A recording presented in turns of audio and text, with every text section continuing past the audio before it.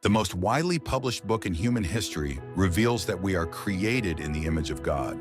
Throughout our human journey, each encounter is an opportunity to see the shared humanity in ourselves and others.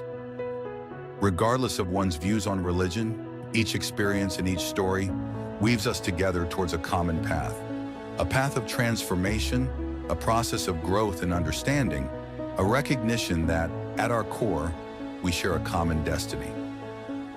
What does the search for truth really mean in our lives? How can we find a sense of unity in a world so diverse and divided? As we reflect on these questions, we start to uncover a fundamental connection that binds us all beyond our differences. Welcome to Created in the Image of God, Building Vibrant Communities, with our host, Wade Franson. Today's episode is Corporate Soul's Sacred Path. Good morning, everyone. It's Wade Franson, and it's Created in the Image of God. We have an interesting guest this morning. His name is Richard Strilowich. He has a corporate career behind him, and I can relate to this. As some of the audience know, I spent a lot of years in the corporate world after having been a minister and trying to thread the needle, the camel through that eye of the needle. It's easier for a camel to go through the eye of the needle than a rich man to enter the kingdom. And in the corporate world, it's usually about making money. So finding your path in that world is a unique calling. And our guest this morning has done that. He is a corporate sage coach who helps conscious professionals treat their careers as a spiritual path, integrating inner wisdom with outer success.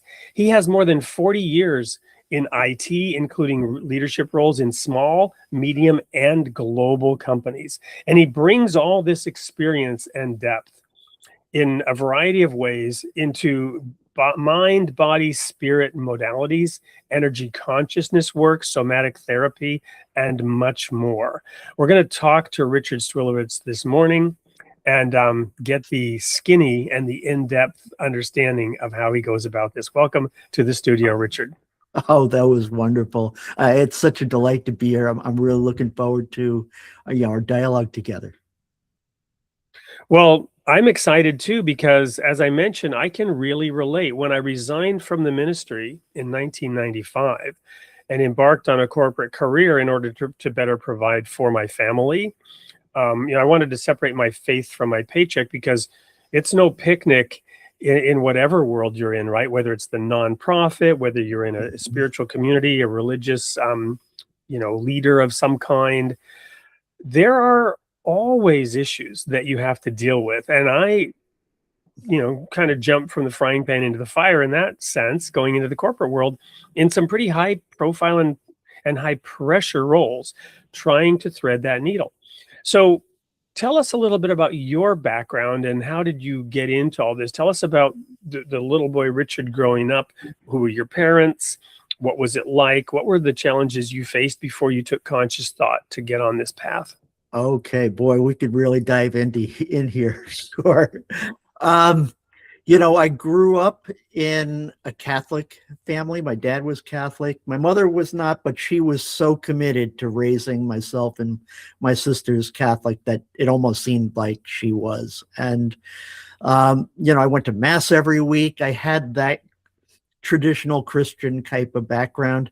One of the things that, they say your 15 minutes of fame, I think that was from Andy Warhol. I was in a Catholic boys choir when I was 13, and we went to the 1975 New Year's Day Mass in the Vatican with 1,000 of other choirs there, getting to sing for Pope Paul VI, celebrating New Year's Day Mass. And they needed one kid in the choir to represent each continent that was there. We were the only ones from North America, and our pastor, Father Medensky, his saint of a man, chose me. And so I got to be up front during that mass and say a prayer in front of 100,000 people. And I can just remember saying the prayer, standing 3 feet from Pope Paul VI. I'm shaking, speaking into a Larry King type microphone, and just hearing my voice echo everywhere. And then everyone responds to the prayer, singing back to me. And it's like, it resonated my entire body. And I still feel that feeling today. And not only that, I got to have that experience. Afterwards, I got to receive communion from the Pope, which was another amazing experience. And afterwards, even further, all on the same day, we went to a monastery outside of Rome and were blessed by a man named Brother Gino, who had the stigmata. And all of this, I've got to say, was a profound level of depth of experience for me. It's almost like someone said, "Oh, you were initiated in one day," right? And I'm sorry, how old were you at that time? I was 13. Wow. Transformative. And for non-Catholics, what is the stigmata?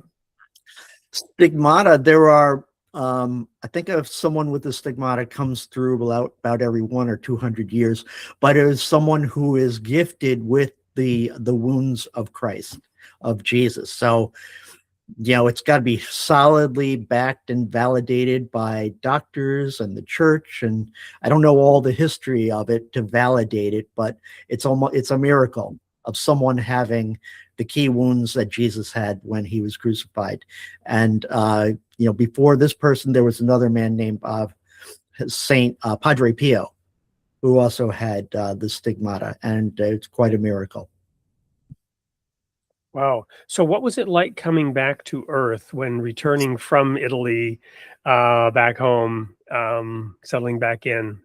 Sure. Well, not too much change from that. You have that experience, but then you got to come back to school and all that. I would say growing up, I was always a very sensitive kid. Things just seem to affect me. Later on, I've developed to learn that energetically, I'm very sensitive and intuitive. But there was always something about me that seemed to be, I'll call it, the words I can use now is I was always a seeker of truth.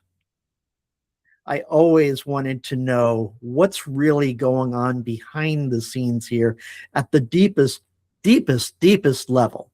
And so I was always curious in that regard. I was always very skeptical, always questioning. You see a commercial on TV and I like, come on now, really? What's the real truth of what they're saying? Is life really that good when I drink this juice or something like that? So I went through those experiences, and then I went through other experiences of, I was always driven. My parents weren't very, they were lower middle class. I always had to do everything of paying for my own way for things. If I wanted a bicycle, well, I had to go sell things to earn the money for a bike and, that kind of stuff. And I was also in Boy Scouting, where I went up the ranks achieving Eagle Scout. And, with my dad's 7-year camper award, we've been camping from 105 degrees down to 15 degrees and lots of hiking and experiences of the silence within nature. And that was really important to me. I didn't have a spiritual word for that at the time. All I knew is I loved sitting by a river going by, or sitting by the silence at a lake, and other kinds of things in nature. Well, speaking of nature, I'm being attacked by a large animal here as we go. This is my daughter's cat, Coconut, who heard us talking and decided to come and wanting to settle up in my lap here. So you mentioned always being a seeker of truth, and then you mentioned finding it in those places in nature, both of which I can relate to. Little plug here, this show is actually being pre-recorded, aired July 26th, Sunday morning. By then we will have had the What is Truth Summit, and remind me to tell you about it, because perhaps you would like to participate. It's a virtual summit. Guess we'll have heard more about it between now and then in live shows and other pre-recorded shows. So tell me a little bit more about the camping and the in tune with nature and communing with God through nature. It sounds like you had a little bit of that experience in addition to the trip to the top of the mountain, and meeting the Pope, etc. Yeah, I didn't have words for this back then. You know, I can only have words for it now in hindsight, you know, knowing what that type of experience was. I was still growing and developing throughout my teens, and all that. So all I knew was I enjoyed being in my body, hiking and working out, and you know, being on the trail, and um, how do I want to say it?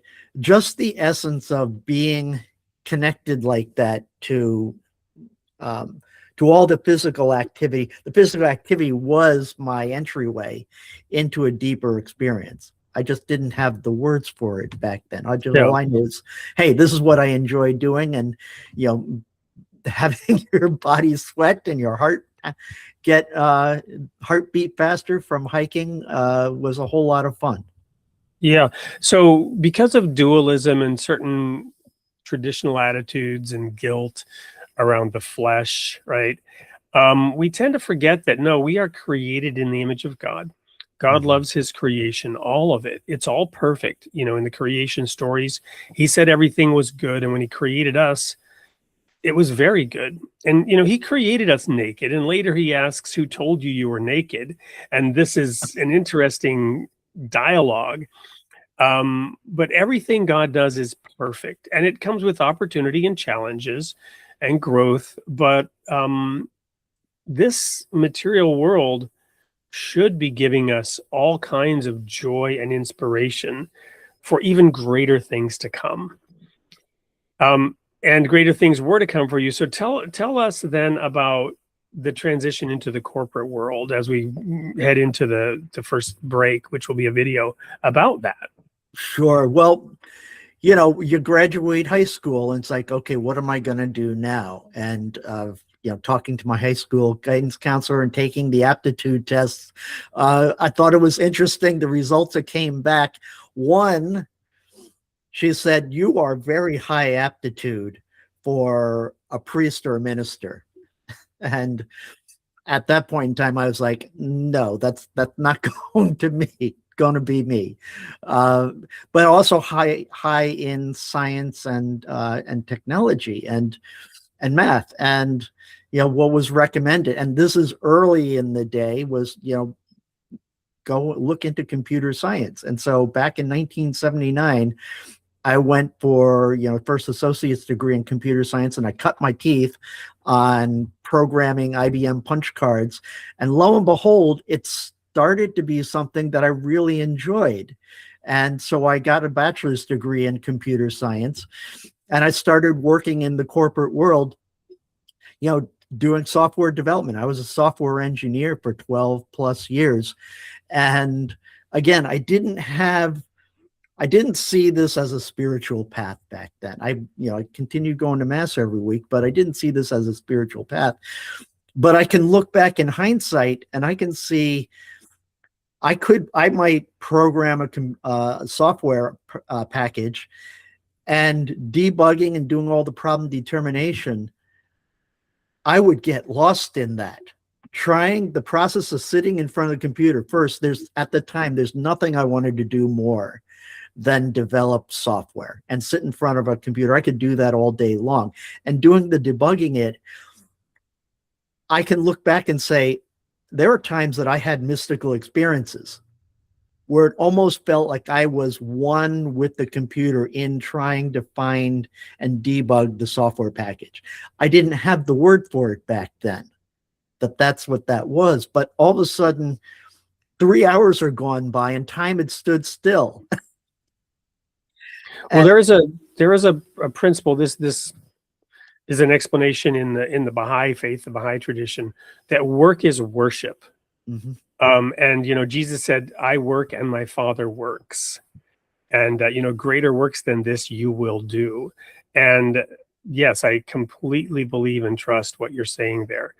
So, when did the sort of merging of spiritual and corporate success come about for you? Sure. I then continued and progressed in my career. I ended up going and working for IBM, and I was there for 30 years. And one of the great things about a company like that, they've got the best some of the most best and brightest people in the world to work with, architects, engineers, marketing.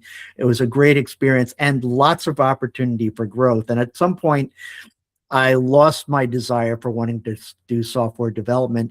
And I started experimenting and finding other workshops that helped open up and broaden my horizons. Back then, it was the human potential movement in some workshops called LifeSpring about what's possible even more here. And I started deciding I didn't want to develop software, but I wanted to manage and lead people to develop that and do more community working with people more than anything. I broke out of my introvert shell, if you will, becoming an IT team leader, project manager, program manager, moving on up into IT, HR management at an associate director level, and many other things like that. I was a line cost owner, so I had some business responsibilities in all of that.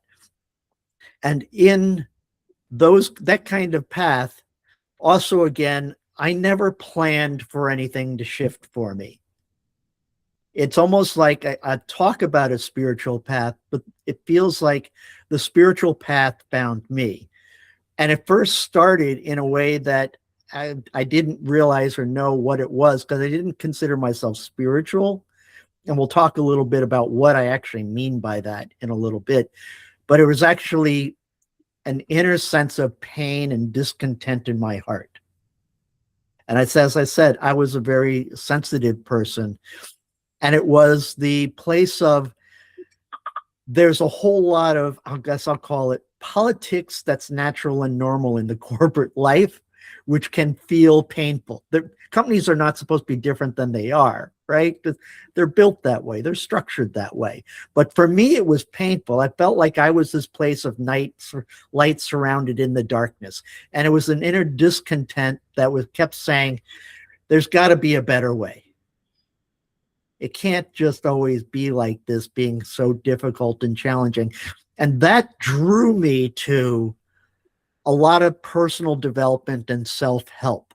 So I was reading out every self-help book out there in the world, and always finding, okay, the next one would find me. And I kept thinking, okay, wonderful, great authors. They've got some huge wisdom, but I kept thinking, okay, maybe this next book will be the answer to it. And you're smiling, and it never is, right? But they're always drawing you. And that's how I say it was drawing me. That inner disconnect, I found out later in life, was God planted that there for me to find him the hard way. And it transformed into what I call a calling now.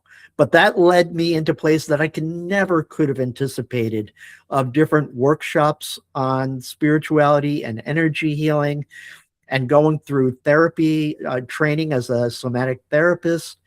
And, every single one kept bringing me one step that I never saw were all connected together.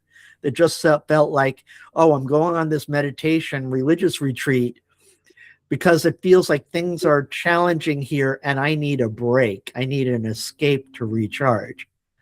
And, I went vision quests that showed up for me, and other synchronicities that showed up that ultimately brought me to someone who helped me holistically bring it all together. And that's a spiritual director that found me in the place, who helped me see that my corporate career, holistically, you can't separate your corporate life from your external life. They're holistically together, and all of these experiences are helping you develop on the spiritual path. Well, I think that's a really good point to take a quick break, watch the video.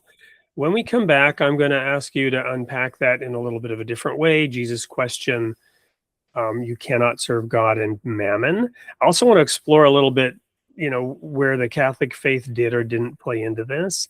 So much more to come. Everyone stay tuned. We'll be right back to dive into this with Richard. And meanwhile, take a look at this video, which will explain who he is and what he does today. What if the career you've built isn't pulling you away from your purpose, but leading you toward it? Success and spiritual growth don't have to compete. They can grow together. In The Corporate Sage, Rich Strilowich shares practical wisdom from a lifetime in business and spiritual formation, helping you lead with authenticity, make decisions with clarity, and find peace in the middle of pressure. Discover how your workplace can become a place of purpose where everyday leadership reflects who you truly are. If you're ready to bring your whole self into your work and recognize the quiet guidance that has been there all along, this book offers a thoughtful path forward. Your next promotion may not change your life. Becoming who you're meant to be changes everything. The Corporate Sage, available at Amazon. Welcome back to Created in the Image of God. I'm your host, Wade Franson. I'm here with Richard Strilowich, who was just explaining how he got to a place within the corporate world. There was a book written a few years ago, I'm trying to remember the name of the author, called The Moral Maze, which talks about how businesses aren't evil in any sense, but because of where they are, and they can be rather large, you end up in a maze. And then you're trying to find your way out. It sounds like a little bit like that happened to you. And from a spiritual perspective, right before the break, I asked the question, how do you read Jesus' statement? You cannot serve God and mammon, the material world, the physical. You can't serve two masters. Either you will hold to one or the other. And of course, you're finding a way to integrate this into a single master. Unpack for us that challenge. Yeah, I think the way to start the challenge is first talk about real quick, what do I mean by spirituality?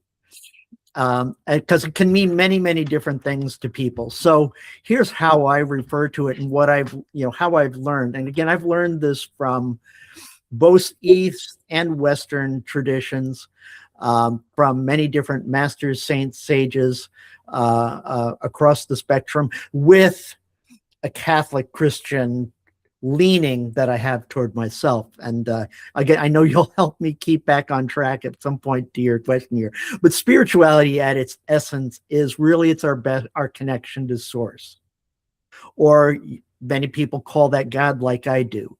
Or some call it the universe, or many, many other kinds of things. And in that connection to God, we are of spirit. And I love the definition from the Jesuit priest, Pierre Teilhard de Chardin, that says, we are not human beings having a spiritual experience. We are spiritual beings having a human experience. And of that spiritual being, again, we're of spirit. That means there's something beyond us here. And some people call that your soul or spirit or something beyond us. And we have a belief in our higher power within all that. And then there was actually a clinical psychologist that I heard, I think her name was Dr. Lisa Smith at Columbia, who was found in our brains in neuroscience, spirituality, believe it or not. And I like the way she described it about religion. We are born into a religion, or we may have been attracted to another religion during life. But if we're spiritual beings, that then spirituality is inclusive of all religions. So I like the way she described that. So, and then also, if you're on a spiritual path, you're really asking the deeper questions of who am I at the deepest levels, and what is my place that God has created me for in this world as we have it. And so you're asking the deeper questions in life of sense and purpose and interconnectedness to want to know your core identity and I'll call it divinity within. So I wanted to bring that up in terms of what I really mean by spirituality here first. And then if you could re-ask your question, because I think I got lost a little bit. No, that's perfect. And I'm just gonna quickly hold up this little book, Facets of One. Okay. I think we'll have a video for that later. It goes into exactly what you're talking about. So the question was, Jesus said you cannot serve God and mammon. Mammon being the word for material wealth, material success. You must chart a spiritual path. Otherwise, if you're charting just that material path, you will get into that moral maze, if you will, that I mentioned. Right. What's your take on that? Because here you are talking about in a corporate setting, uniting those two things. Right. So my take is, first, I'm not a theologian, but I've read the Bible quite a bit, but I can't say I can quote, and I'm not familiar with that verse. So I'm going to have to say my sense is you can't serve two masters in terms of being attached to your identity of that's who you are. Because the truth is, and I believe Jesus came to really tell us that we are divine. We are our real attachment is our divinity within, and he loves us beyond, more than anything, that we, and you said it at the beginning, that we are created in the image and likeness of God more than anything. So our separation comes from when our ego identifies ourself as all these material kinds of things. I don't believe he's saying it's not okay to have those things.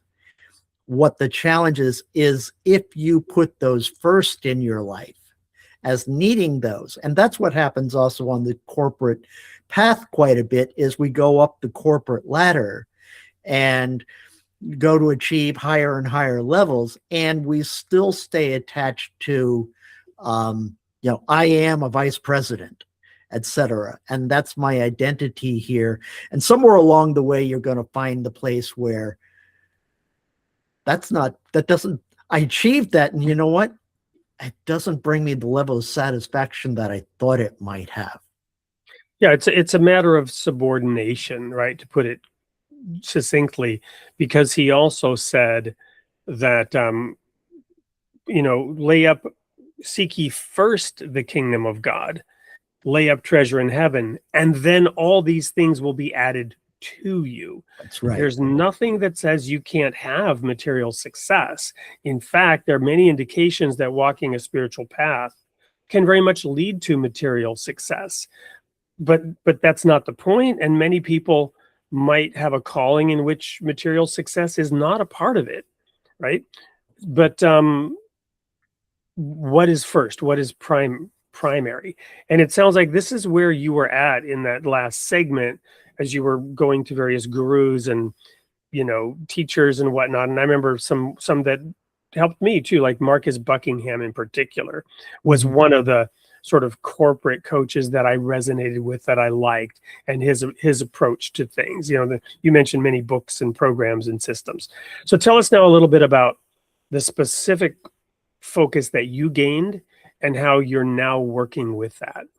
Sure. And I like that you brought up the quote, seek ye first the kingdom of God. And I love Luke, the kingdom of heaven is within. That is, that to me is first. And somewhere along the way, I took another retreat, and they helped me to discover that one of my mantras is to feel and know God in every breath.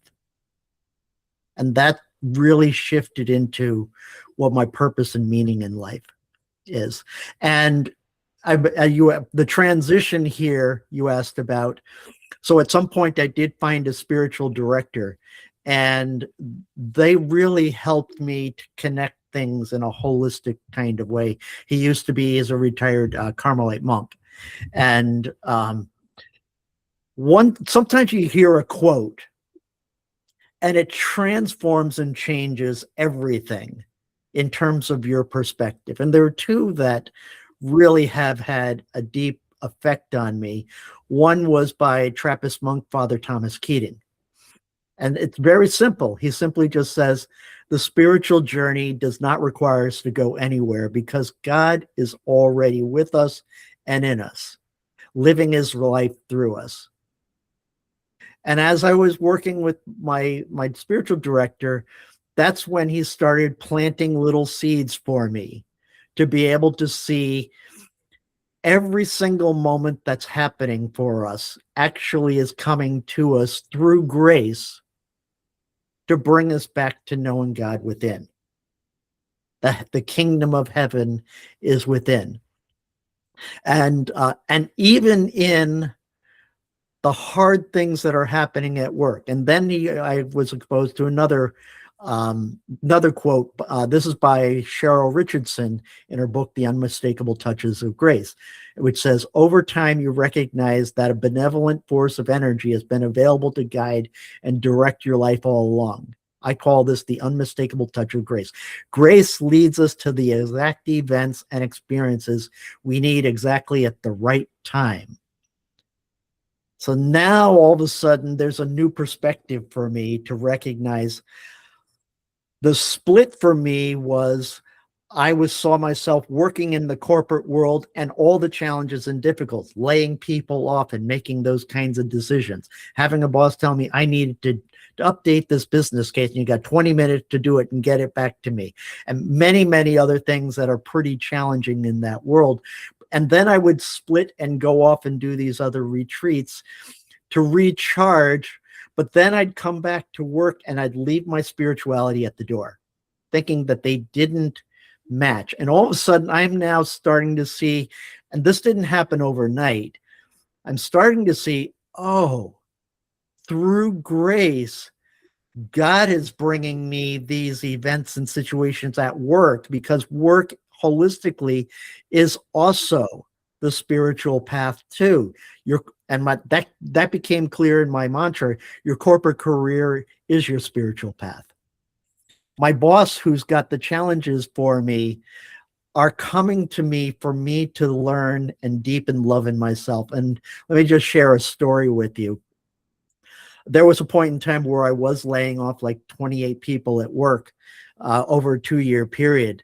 And boy, that was pretty challenging. And one person in particular, I had given him the top rating, performance rating you could achieve, #1 rating. And I had to lay that person off. And the legal script was, you were being laid off because of performance, right? Well, I knew that wasn't true. The truth is, I put them into this position because they did so well. And the truth was, they're in the wrong place at the wrong time. And I had to do that. It was a moral crisis for me. It wasn't long after that I actually had a heart event. I had to have a emergency stent put into a blocked coronary artery. That caused me, long story short, that caused me to go into depression. It helped me go into deeper levels of finding meaning and purpose in my life. I found books on synchronicity, which led me to a vision quest, which led me to many other experiences. And it ultimately had me find my spiritual director. All of this occurred because of that horrific experience, to find God within at a much deeper level than I had before. And now I can really accept the quote from St. Teresa of Avila: everything in our life had to happen just that way so that we may know God within. How could I have imagined that this kind of level of experience was created for me to find God at a deeper level? And that is available and open to everybody if you're open to the spirituality within through the corporate world. Not everybody is called.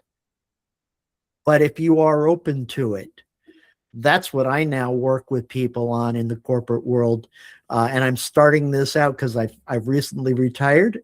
And now my path is coaching people through the spiritual journey and the spiritual path of what God's leading them to accept and know that your corporate career is your spiritual path.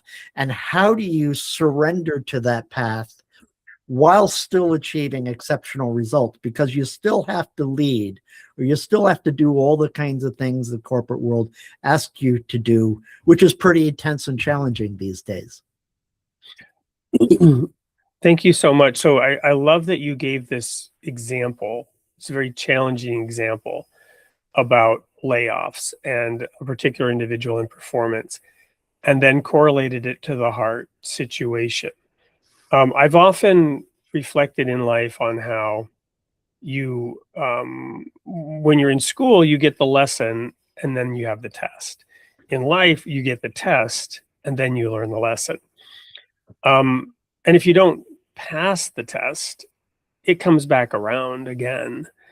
So unpack that a little bit for us, because I'm sure I'm still hung up on that point and that horrible situation. I've been involved in situations like that, both ends of it, right? Both the one being managed and the one having to manage according to a corporate mandate. And I've seen the wreckage that comes in human lives from it.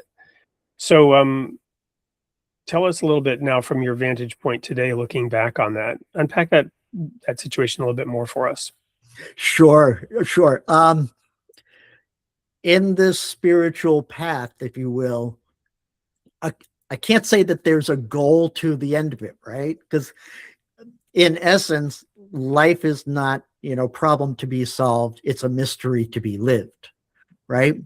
But if there was a goal in knowing the kingdom of heaven within, it would be operating and living out of opening your heart to God, one, and knowing the inner peace that already exists with us, because Jesus talks about that inner peace within. My peace I give you, constantly.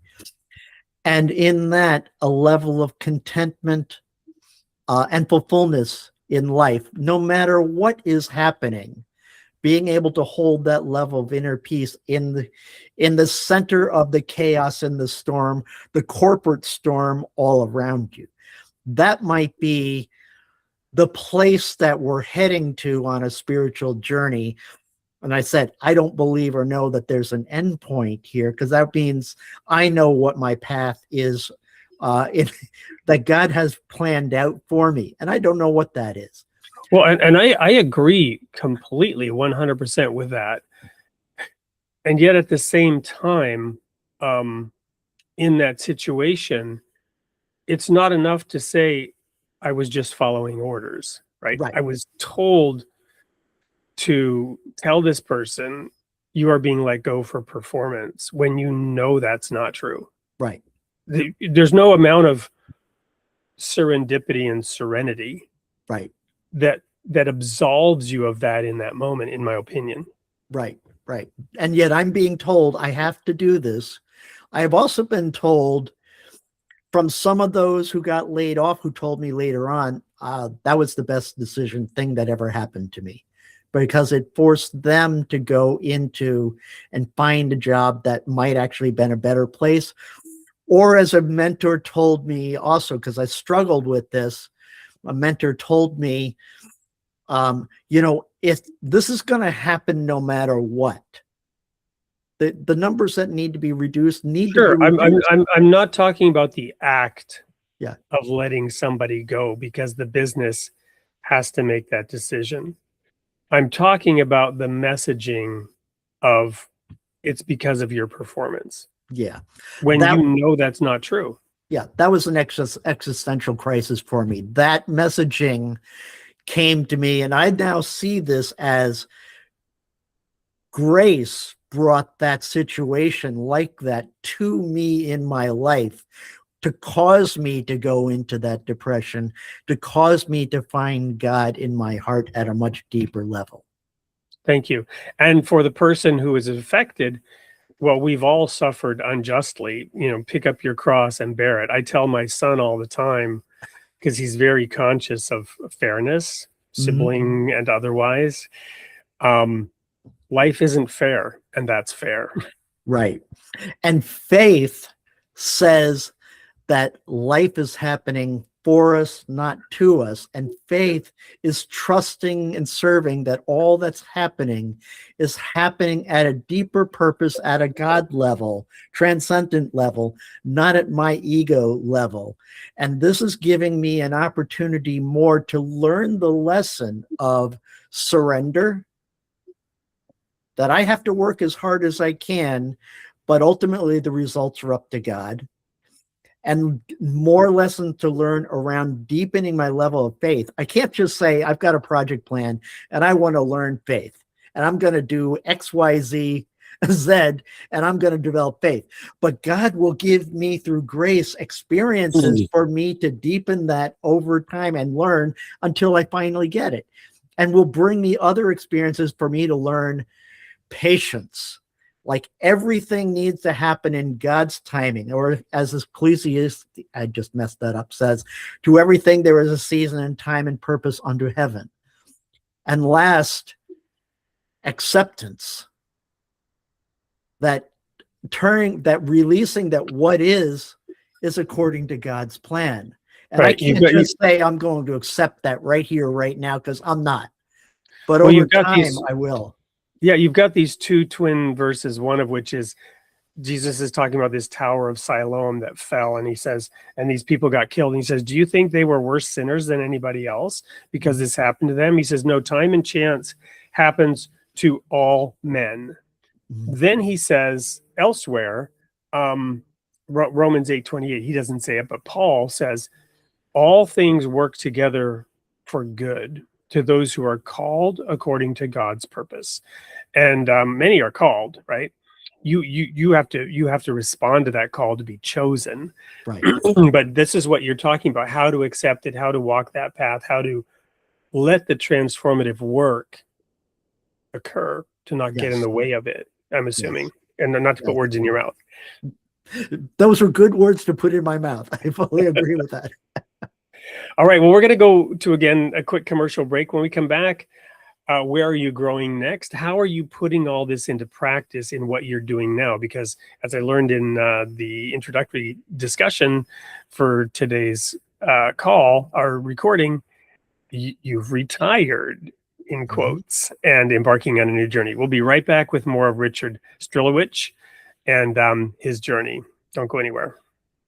Soul Seeds is both a one-day community garden experience and an annual roadmap for integrating and revitalizing local communities. In a single day, Soul Seeds brings youth, families, residents, and volunteers together to transform underused space into a living garden, planting not just vegetables and flowers, but the seeds of service, self-reliance, and community. But Soul Seeds doesn't end in one day. It becomes an annual plan. Plant together, manage together through shared care, youth leadership, and community connection. And harvest together, food, beauty, trust, and a stronger neighborhood. In honor of Earth Day, Soul Seeds helped restore an overgrown courtyard at a nursing and rehab center.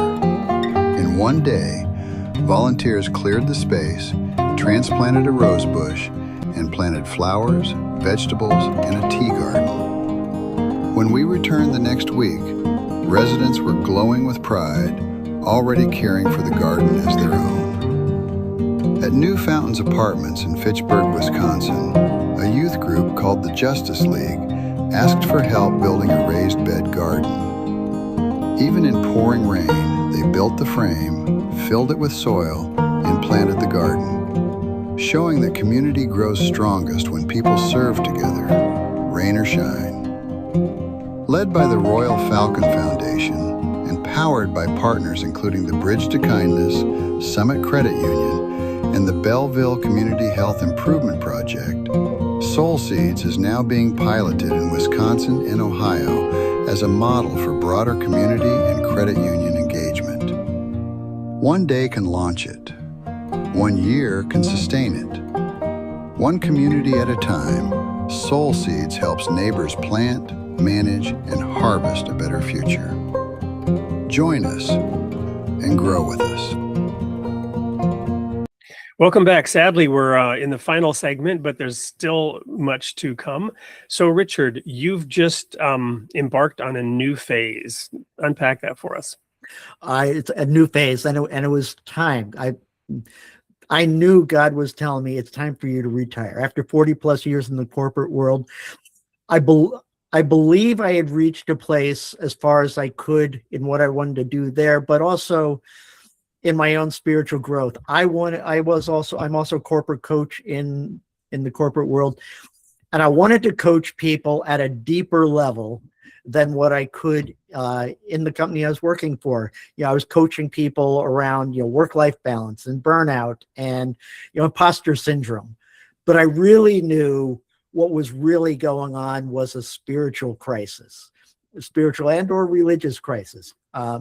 And that's what I really wanted to do. And it was time for me to retire. And many other things or synchronicities showed up for me to say, it's time for you to retire. So I am now embarking on creating my own coaching spiritual practice here.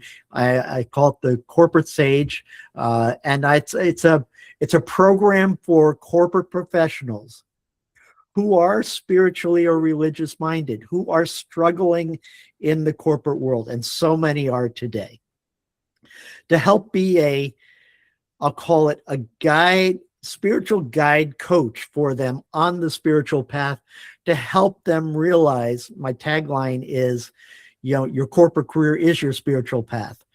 And since I retired, I wrote a book that's right behind me called The Corporate Sage, Gracefully Integrating Spirituality for Authentic Leadership. And then I've got a coaching program around that. Is there a specific website that people should go to get that book, or should they just look it up on Amazon? For the book, you can find it on Amazon. You can also find on my website. It's www.stillpoint, STILLPOINT, stillpointcoach.com. And on there is a link to the book also that you can get it there, and more about the coaching program that I've got. And the program it's a 12-week program guiding people into deeper spiritual understandings, focused around where are you at now in the corporate world, and real life scenarios of what's happening for you to translate or transform or start the process of relooking at your identity and perspective, that to all these things are happening for you to guide you in a deeper spiritual level. And there's 5 core understandings that I bring to this that we go very deep in. One, you're already I'm going to use the word source, because in the corporate world, that's probably a word that more people can relate to, but I do mean God. You're already connected to source. Your career is not separate from your spiritual path. 3, staying connected to your real self of who you really are, the kingdom of heaven within, requires you to have consistent practices and perspectives and new awarenesses around that. And the first change, the spiritual path, is an inner journey. The kingdom of heaven within is an inner journey, and connecting to that inner journey of inner peace, fulfillment, contentment leads to outward results of your true authentic leadership, creativity, and realization of your full potential, not just in your career, but in your life. And lastly, the last understanding is that you are supported in all this by God, life, your soul, and others that show up to you in your life. So we walk through the process of deepening all of that, and it get tied with a bow in the end here, where grace ties it all together. Well, I love how you've put this whole program together. I love that there's a book that you've written about it, The Corporate Sage.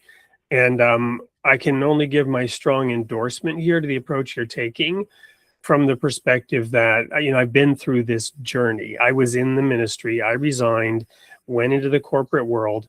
I was in America as a child, ended up in Europe, wanted to go back to Europe. I went through this phase of sort of asceticism, which is, the denying of any physical and material attachments and desires, to the point where for a while I believed that if I was materially successful, I would somehow be evil. And I had an autoimmune disease. I was diagnosed at 28. And along my path, I was told I would be in a wheelchair at age 40, similar to your heart stent situation, because of the cognitive dissonance of not being able to figure this out, not being able to integrate these two things. So I can only give my strong endorsement of the approach you're taking and encourage people to check this out. We're out of time. Any final words for the audience? Because I don't want to have the last word here.